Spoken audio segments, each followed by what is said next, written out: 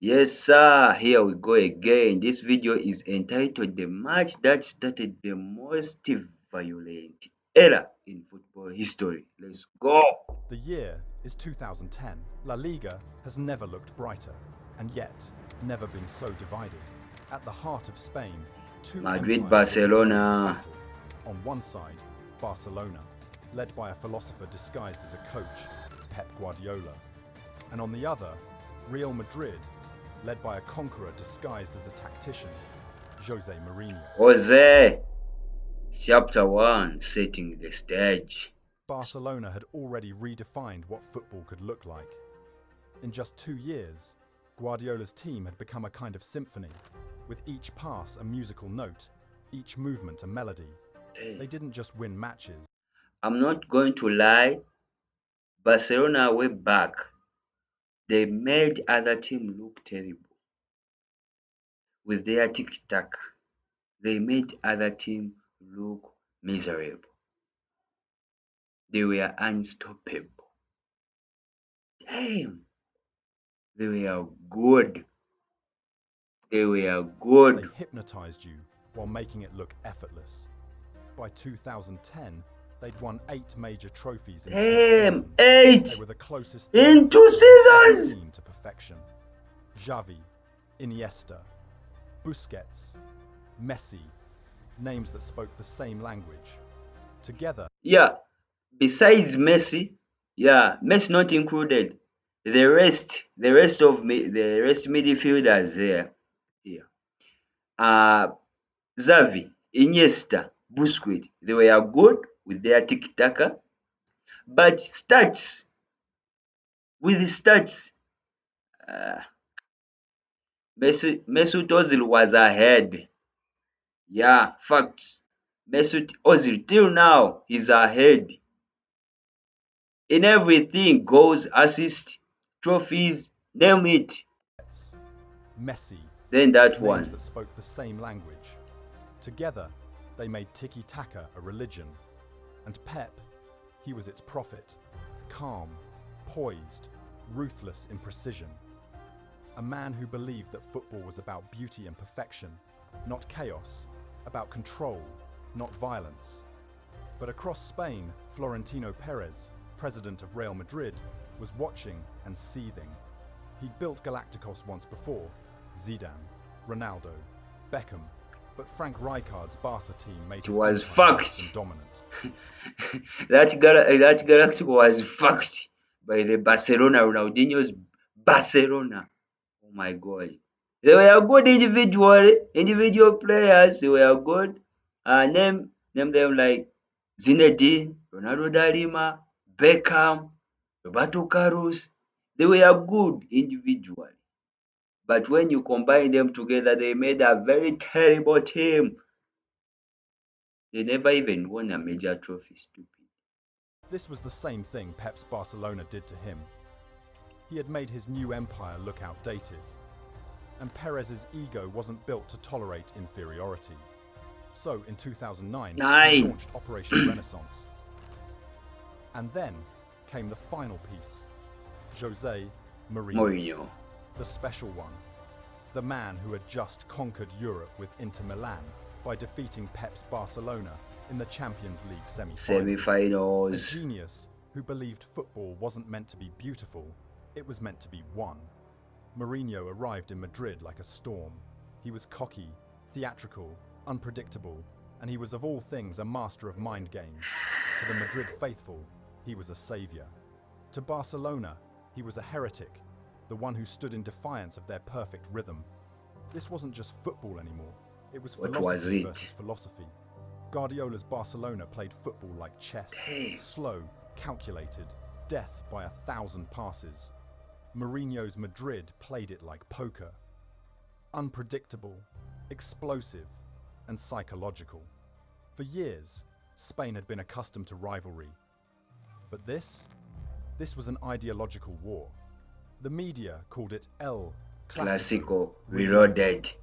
The players could feel it in training. Even the fans, families divided between red and white, felt it in their bones. Because everyone knew The match at the Camp Nou on November 29, 2010, wouldn't just decide who led the table, it would decide who ruled football itself. In the days leading up to the match, Madrid was loud, confident, electric. Mourinho had been in Spain for only a few months, but he'd already conquered the press. He called Guardiola's football boring. He's good with talking. He told fans, "If Barcelona play in paradise, then we'll bring them back to hell." It was classic Mourinho. Brilliant, provocative, Confident. psychological. He wanted Barcelona to feel pressure long before the whistle blew. Guardiola, as usual, refused to engage. Humble. But deep down, he knew this wasn't just another match. This was a test, not It of was a tactics, war. but of faith. Could purity survive the storm? The world tuned in. Over 500 million people across 200 countries are prepared to watch. A rivalry that had lasted for decades was about to enter its most dangerous chapter yet. November 28th, the night before the match. First Barcelona's city Clasico. centre was silent, almost Mourinho unmoving. versus Guardiola. Across Spain, at Madrid's hotel, Mourinho was equally ready with his team. To him, this wasn't a game, it was a statement. He had come to Spain to dethrone a god, and he believed he could do You it. just called him a Destiny god. had other plans. Because in less than 24 hours, the world would witness not a match, and football itself would never be the same again. Chapter 2. The Humiliation. November 29th, 2010. Damn. I feel like I'm going for a war. This video feels like a war. God damn. Nearly 100,000 fans were at Camp Nou, Including with their flags me. waving like fire, chants echoing through the cold November air. 101. The banners read, "Som un equipe de somni." We are a team of dreams. Mourinho walked out first, head high, Boom. suit pressed sharp. He'd Boom. been here before. He'd beaten Guardiola's Barcelona with Inter just months earlier. And now he was back, with Real Madrid behind him, ready to prove he could do it again. He looked around the stadium, smiled slightly. He thrived on this, the booze, the hatred, the theatre of it all. But beneath that smirk was a flicker of unease. Because this time, he wasn't the hunter. What From was the very he? first minute, it was chaos, elegant chaos. Barcelona moved like water. Madrid chased like men drowning in it. Every pass cut through Madrid's shape like a knife. Xavi dictated tempo. Iniesta slipped through spaces that didn't exist. And Messi, not even scoring yet, controlled the game like a puppeteer. Then, in the 10th minute, things began to unravel. A deflected ball fell to Xavi. He took one touch, waited, and then, with a flick of the boot, Damn. chipped it over Casillas. 1-0. It The hurts. Camp Nou erupted. Xavi didn't even celebrate wildly. He just smiled. The kind of smile that says, "We're only getting started." I'm a Madrid 15 fan. minutes later, it was deja Fuck vu. them. Pedro tapped in from close range after another dizzying passing sequence. 2-0. And the look on Mourinho's face said everything. Not anger, not shock. This is the game just which ended disbelief. 5-0. His team wasn't just losing. It is the game which ended 5-0. I feel like not watching it. It hurts. Yeah, it hurts. They were being unmade. Every time Madrid tried to counter, Busquets stole the ball back. Every time they pressed, Piqué dribbled past them like a midfielder. Even Ronaldo, usually unstoppable, looked powerless. Mourinho had built his Madrid to fight, to intimidate. But against this Barcelona, brute force didn't matter. They weren't playing football, they were painting it. And then came the third. Bro, stop David- exaggerating. They were painting it. Why are you exaggerating? Villa, the new arrival, timing his run to perfection. Messi threaded a pass so delicate it could have cut glass. Villa finished 3-0. By half-time, Real Madrid weren't playing, they were surviving. Even the fans in white scarves started clapping They were Barcelona's movement, surviving. not out of respect, but surrender. In the second half, Madrid They didn't were just fall apart, surviving. they lost control. Ramos, Alonso, Pepe, players built on pride, started lashing out. Yeah, Alonso is now at Madrid as a coach. Yep, Xavier Alonso from Barcelona, from Bayern Munich. Yeah, no, from Bayern Leverkusen. Sorry. Now he's at Real Madrid, former team. He was a player. Now he's a coach. Memorable. Frustration turned into fouls, fouls into chaos. Guardiola stood calmly on the touchline, hands folded. Mourinho barked orders, but there was nothing they could do. Barca were just too good tactically. Mourinho looked helpless, the conductor of an orchestra gone tone deaf. But it wasn't over in the 55th minute. Villa again. Another Messi assist, another perfect finish. 4-0. I hate The watching Camp Nou this. shook. Mourinho turned away from the pitch, lips tight, eyes blank. And then came the final blow. Jeffren, the academy kid, bundled in the 5th goal in stoppage time. The person who 5-0. made this video No might mercy, be a Barcelona no fan. resistance. Just silence from the away end, the kind that only follows humiliation. As the referee blew the whistle, the scoreboard glared like a wound. 5-0. I hate watching this.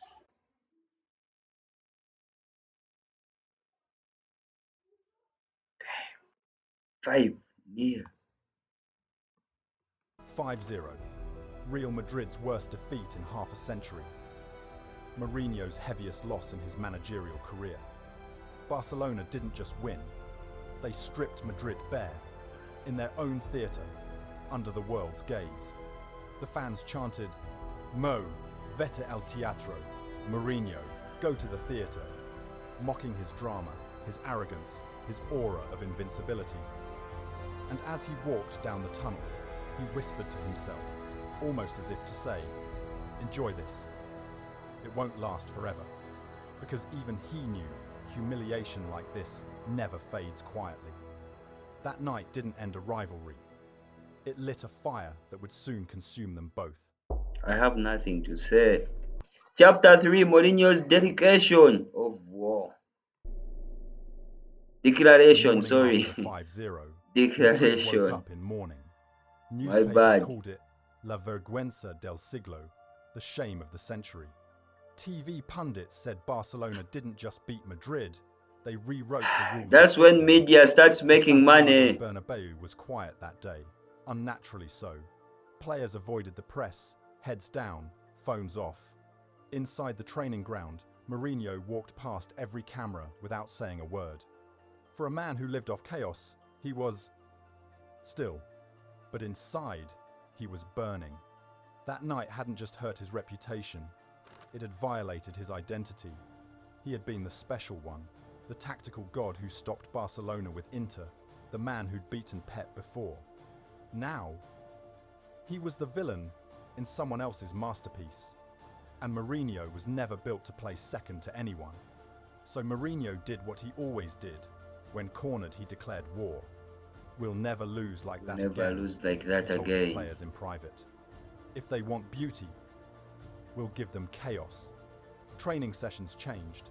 Tactics shifted from expression to suppression. He studied Barcelona's rhythm like a scientist studying a virus, looking for weaknesses, patterns, triggers. If Guardiola believed in control, Mourinho believed in disruption. If Pep saw football as art, Jose saw it as combat. He wasn't trying to beat Barcelona at their game anymore. He was going to destroy their game. The transformation wasn't just tactical, it was psychological warfare. Mourinho started planting seeds everywhere, in the media, in referees' minds, even in Barcelona's dressing room through his words. Every press conference became a grenade. He questioned refereeing bias. He accused the league of protecting Barcelona. He called Pep a man who complains too much for someone who wins everything. And Pep? He refused to respond, at first. He tried to keep the purity of his football intact. But Mourinho was dragging him into the mud, and everyone could see it. Madrid became meaner, tackles were harder, fouls became tools. Pepe, Ramos and Alonso became soldiers of a new doctrine, one Mourinho. Indeed, they were soldiers. How could you pass Pepe and think you're going to pass Sergio Ramos with their number 6, Xavier Alonso?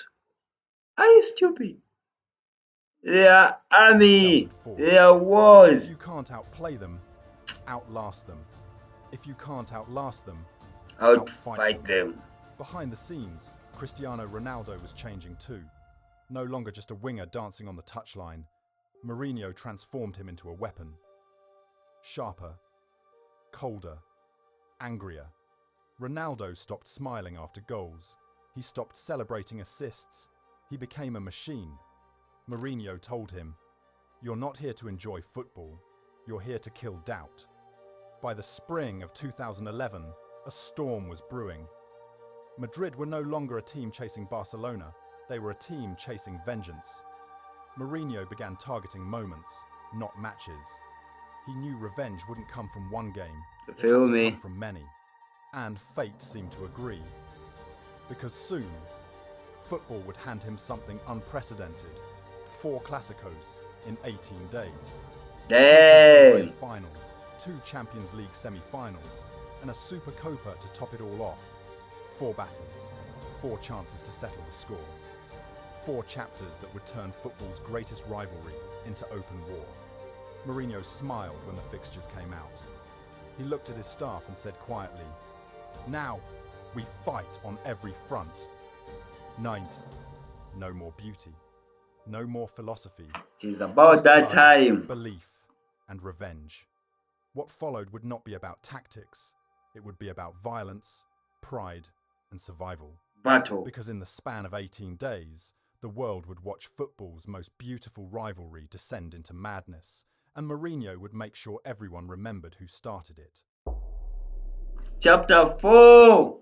The war escalates for Clásicos in 18 days. And April 2011. Spain was holding its breath. For the first time in history, Barcelona and Real Madrid were set to face each other 4 times in just 18 days. Not friendlies, not exhibitions. 4 matches, 4 fronts. 4 chances for pride, revenge, and ruin. The atmosphere was poisonous. Every news outlet had picked a side. Barcelona's Mezquion club, philosophy versus Madrid's iron-fisted realism. Pep's purity versus Mourinho's provocation. Nobody doubted one thing. Something would break before this was over. Whether it was Pep, Jose, or Spanish football itself. The first stage was set for the Copa del Rey final at the Mestalla Stadium, Valencia. Mourinho knew he couldn't lose this one. Not again.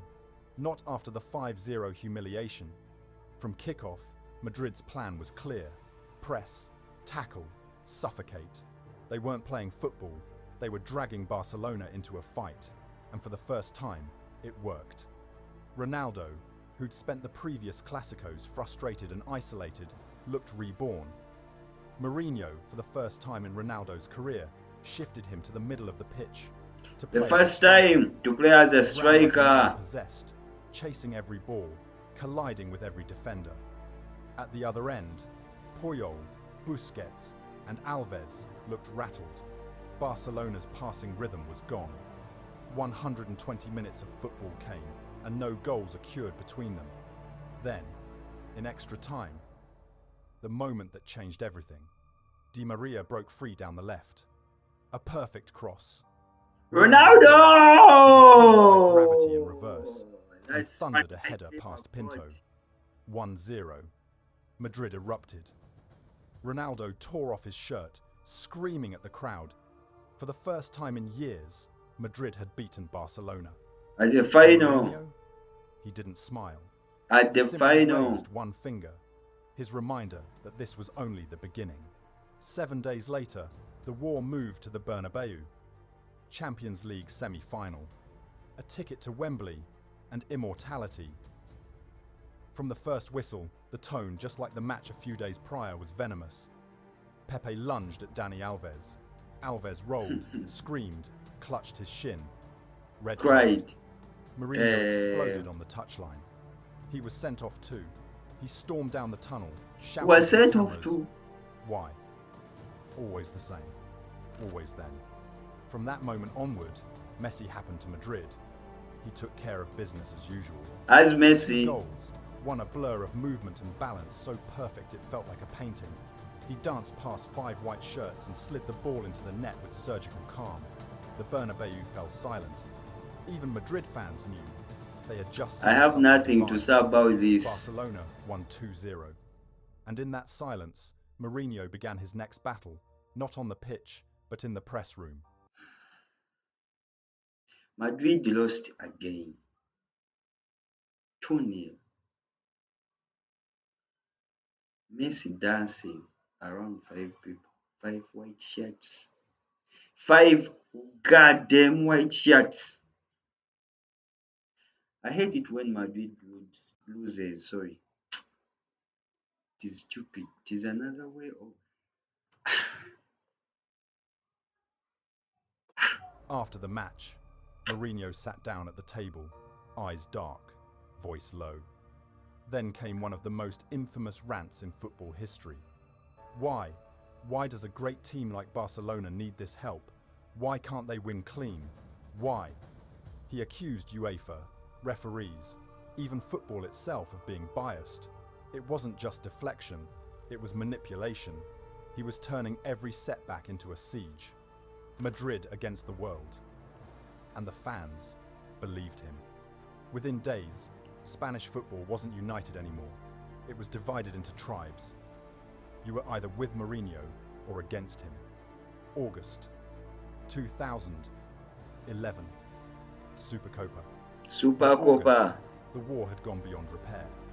In the Spanish Supercopa, Madrid and Barcelona clashed again, and this time there was no restraint. Elbows, pushes, shoves. Ramos on Messi, Busquets on Pepe. Bench-clearing fights. Then came the infamous moment that defined the ugliness of it all.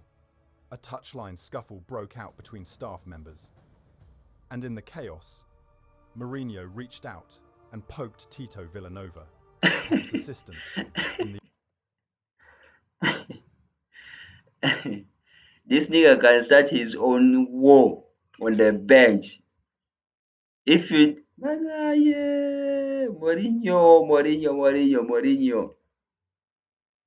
Mourinho is good with words. He's aggressive. If it fails on the pitch, he's going to bring it on the bench. He poked eye. The world the froze. guy in Cameras the eye. zoomed in. Replays looped endlessly. It wasn't football anymore. It was psychological and physical warfare televised. Pep stood motionless, watching, jaw clenched. He didn't shout, didn't react, but his silence said everything. He was done. After the Supercopa, nothing felt the same. Friendships between national teammates shattered. Casillas stopped talking to Piqué. Ramos refused to shake hands with Busquets. Spain's golden generation was tearing itself apart, all because of 2 men and their ideologies. But for Mourinho, this was victory. He'd made Guardiola angry, emotional, human. He'd dragged him down from the clouds and into the dirt. And that's where Mourinho always thrived. Still, deep down, Pep knew something Mourinho didn't. You can win battles through hate, but hate consumes its own army. The war had reached its peak. But the toll was coming, because in the next chapter, the same obsession that fueled greatness would begin to destroy it. Chapter 5, the toxic legacy. When rivalry became religion. By 2012, Spain wasn't just split between 2 football clubs, it was divided into 2 faiths. Every cafe, newsroom, and family dinner table had turned into a battleground. You were either with Guardiola's Barcelona or Mourinho's Madrid, and there was no middle ground. This wasn't a rivalry anymore. It was identity versus rebellion. Catalonia's cry for independence echoed through the Camp Nou, while Madrid stood as the symbol of the state, the establishment, the empire. Football was no longer just sport, it was politics wearing boots. The players felt it too. On international duty with Spain, teammates barely spoke to one another. Casillas and Piqué, once brothers in red, stopped exchanging words.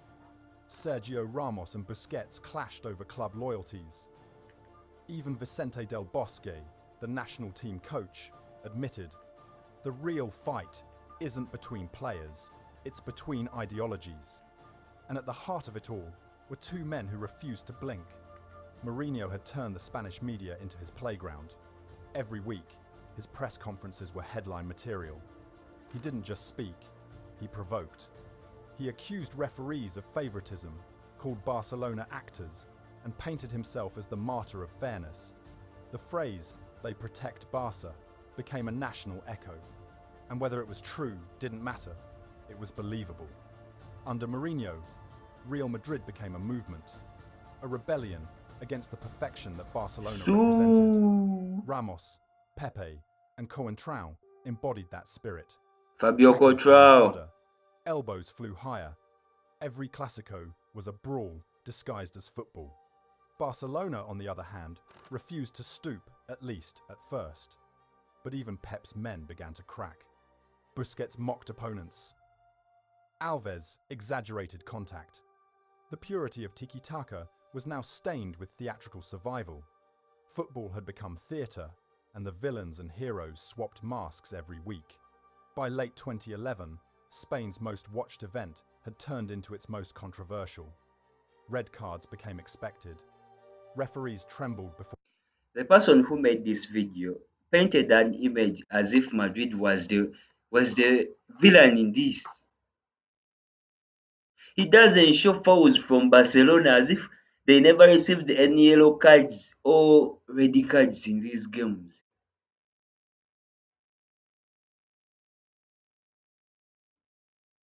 Fuck. The image he painted, it hurts. Anyway, every person thinks Madrid was the villain. or every whistle. Even FIFA stepped in, urging both clubs to restore the image of the sport. But how do you restore something that's already shattered?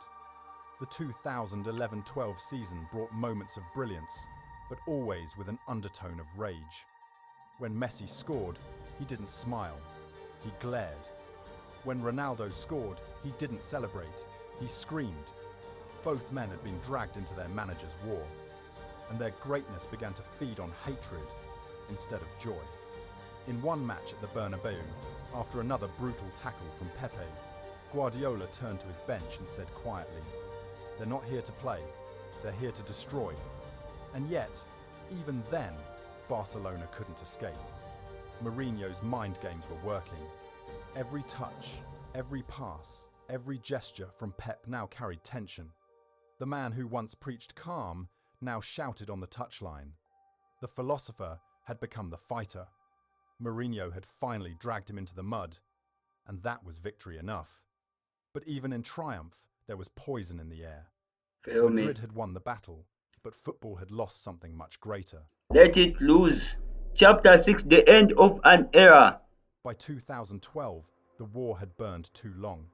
Barcelona was still beautiful, but beauty alone doesn't survive fire. Yes, sir. A Madrid team was that once winning played football trophies. like poetry was now moving on muscle memory. Pep Guardiola looked exhausted, not from the matches, but from the noise.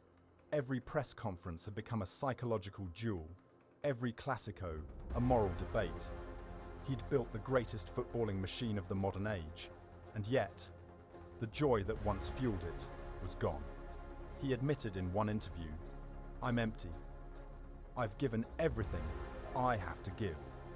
He walked away after the 2011-12 season, not defeated, but drained.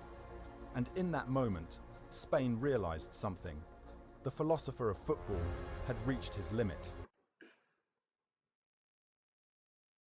Bro won it all. Won it all at Barcelona.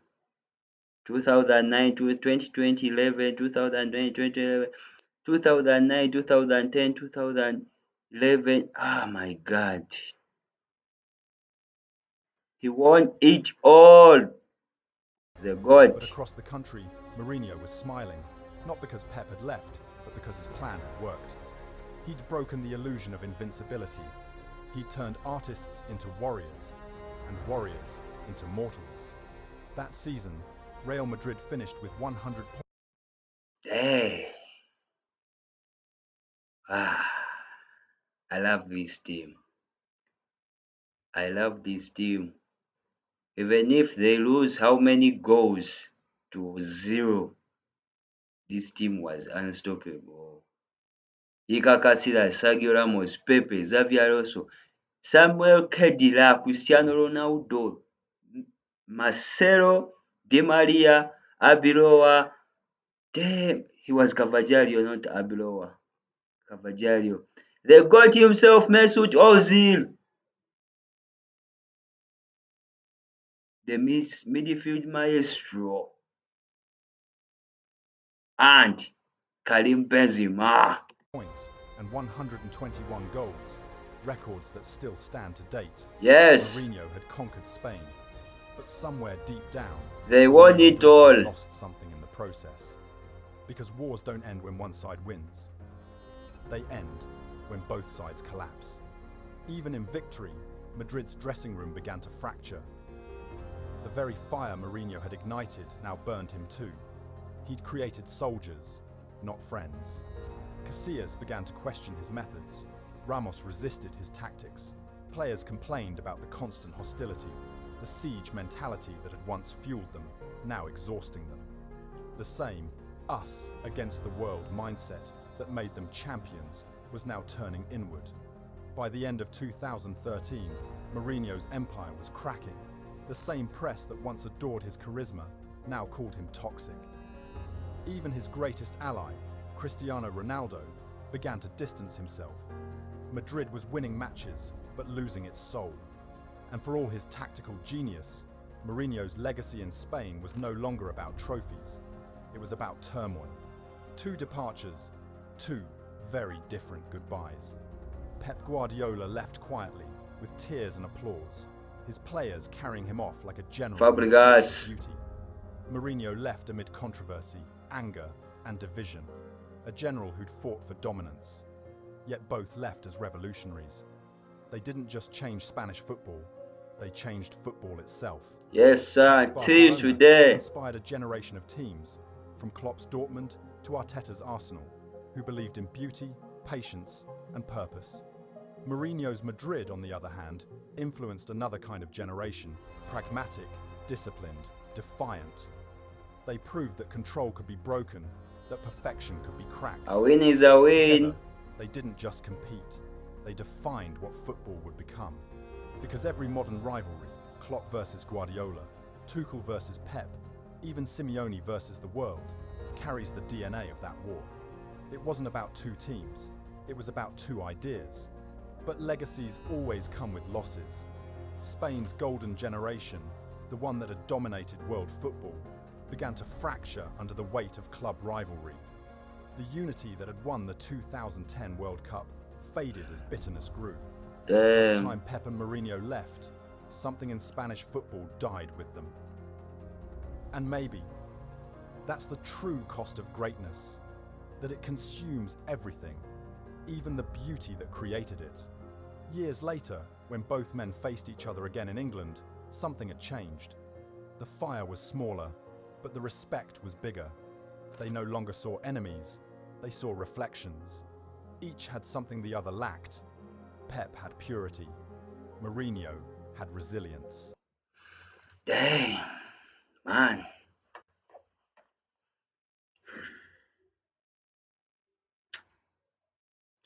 This video reminds me way back that Barcelona, man.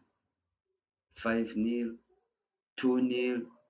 Messi, Messi, Messi, Messi. Ronaldo, Ronaldo.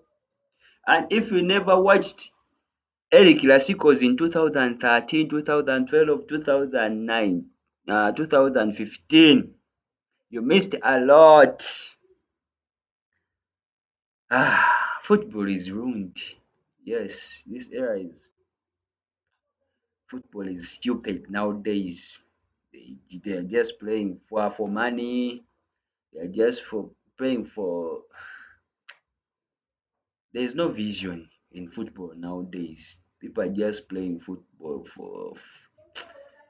There is no love. There is no love in football right now. But if you found this video, ah, if you found this video fine, I don't know even how to close this.